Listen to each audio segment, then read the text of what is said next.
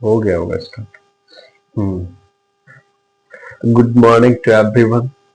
आज हम लोग पढ़ेंगे इलेक्ट्रोस्टैटिक्स के बारे में।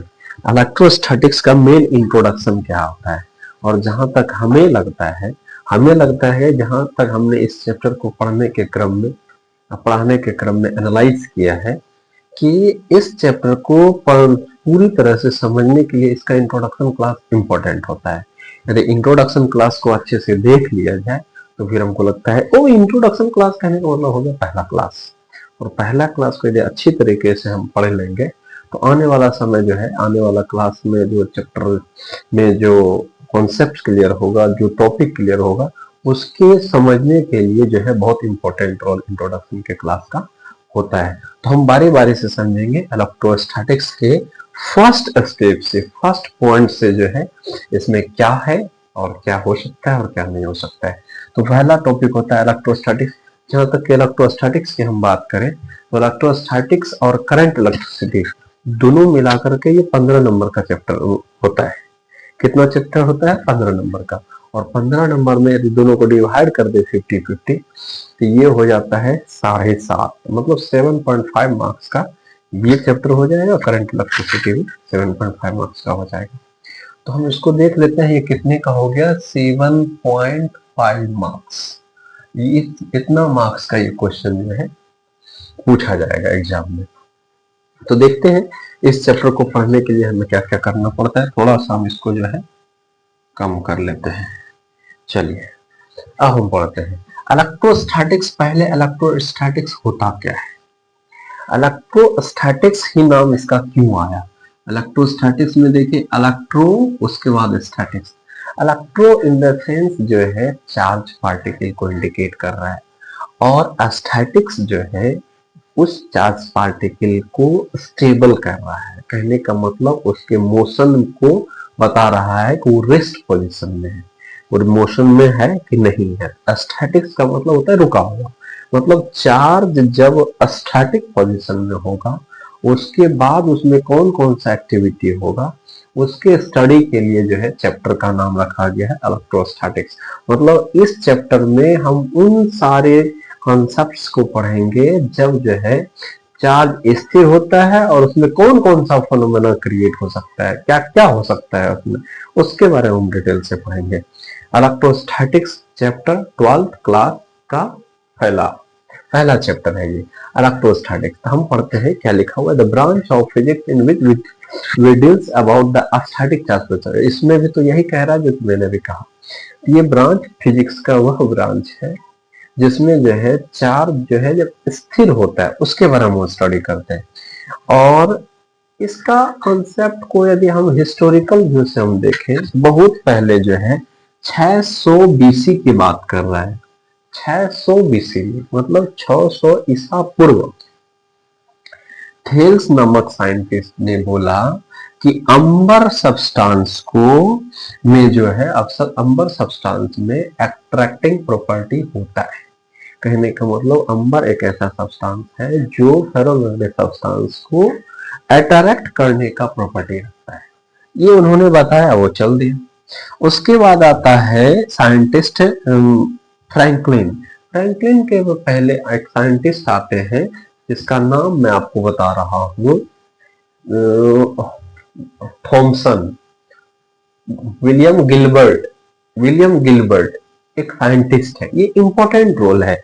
मतलब थेल्स और फ्रैंकलिन के बीच में एक साइंटिस्ट आता है। वो साइंटिस्ट एक्चुअली वो साइंटिस्ट नहीं है, वो एलिजाबेथ फर्स्ट का पर्सनल डॉक्टर है जिसका नाम है विलियम गिलबर्ट। उन्होंने क्या कहा, उन्होंने सबसे पहले स्टडी किया सारे चीज का।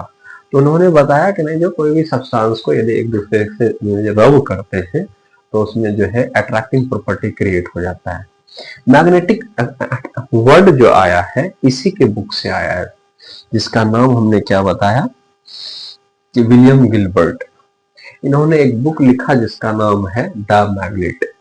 इसमें जो है इन्होंने एक्सप्लेन किया, और ये वर्ड इलेक्ट्रॉन जो आया है इसी के बुक से आया है। ग्रीक भाषा में इलेक्ट्रॉन को जो है बोला गया है। तो उसके बाद उन्होंने एक बुक लिख दिया है positive charge negative. Positive negative ये वर्ड जो है कहां से आया? इलेक्ट्रॉन वर्ड को किसने दिया? विलियम गिलबर्ट ने। और फ्रैंकलिन ने जो है उसके बाद, उस डॉक्टर के बाद फ्रैंकलिन नामक साइंटिस्ट 1747 अप्रॉक्स आता है, 51 रेंज में है, क्योंकि सब सब बुक में सब तरह की बातें लिखी हुई है। हम मान लेते हैं कि ये 50 ही है। तो फ्रैंकलिन ने जो है 1750 में बताया कि चार्ज दो तरह के होते हैं। चार्ज कितने तरह के होते हैं? दो तरह के। एक पॉजिटिव चार्ज होंगे और दूसरा नेगेटिव चार्ज होगा। और हम कैसे जानेंगे कि पॉजिटिव चार्ज ही है या नेगेटिव चार्ज ही है? तो ये फ्रैंकलिन ने बताया। कैसे? Pitch ball. पिच बॉल ये पॉलीस्टायरिन का एक बॉल होता है। पिच बॉल मान लेते हैं ये पिच बॉल है, पॉलीस्टायरिन सब्सटेंस है जिससे बना हुआ है ये बॉल। और इसको जो है हम चार्ज, मतलब ये दो बातें लिखा हुआ है, दो चीज है, एक लेड है एक सिल्क है। पहले इसके बारे में डिटेल कर लेते हैं तब पिच पर आते हैं। ये लेड रॉड है। ये क्या है? लेड रॉड है। इसका क्या काम है? और सिल्क क्लॉथ है।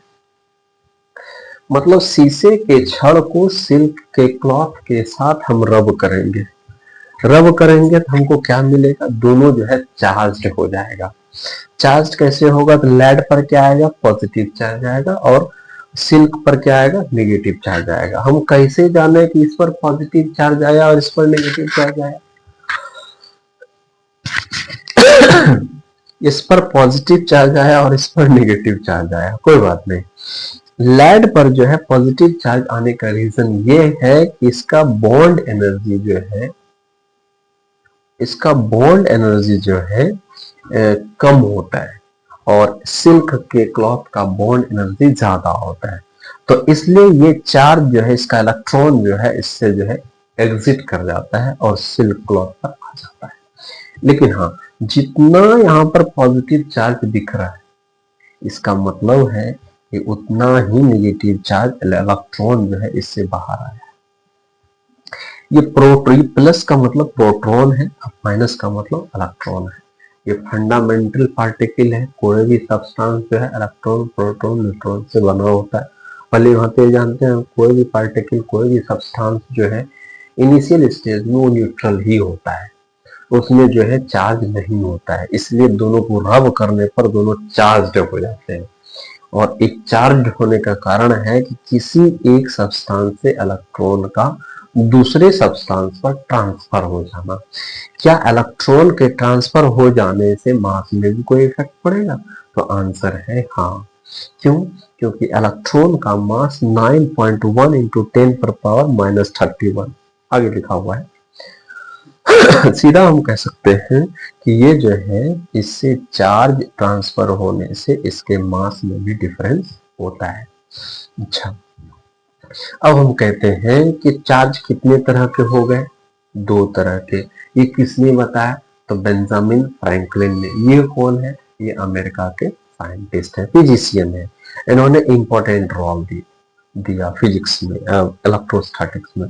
तो चार्ज कितने तरह के हो गए? दो तरह का। एक पॉजिटिव हो गया और दूसरा नेगेटिव चार्ज हो गया। ठीक है। अब दो तरह का चार्ज है, तो एक पॉजिटिव दूसरा नेगेटिव। यदि पॉजिटिव पॉजिटिव को या नेगेटिव नेगेटिव को साथ में रखेंगे तो क्या ही होगा? तो दोनों में जो है रिपल्सन फोर्स क्रिएट हो जाएगा। ठीक है। और यदि पॉजिटिव को नेगेटिव के साथ रखेंगे तो अट्रैक्शन फोर्स क्रिएट हो जाएगा। ठीक है। अच्छा, अब क्या है कि याद रखना है कि स्वजातीय आवेश के साथ रिपल्सिव फोर्स और विजातीय आवेश के साथ अट्रैक्टिव फोर्स होता है। विजातीय मतलब डिफरेंट कैरेक्टर,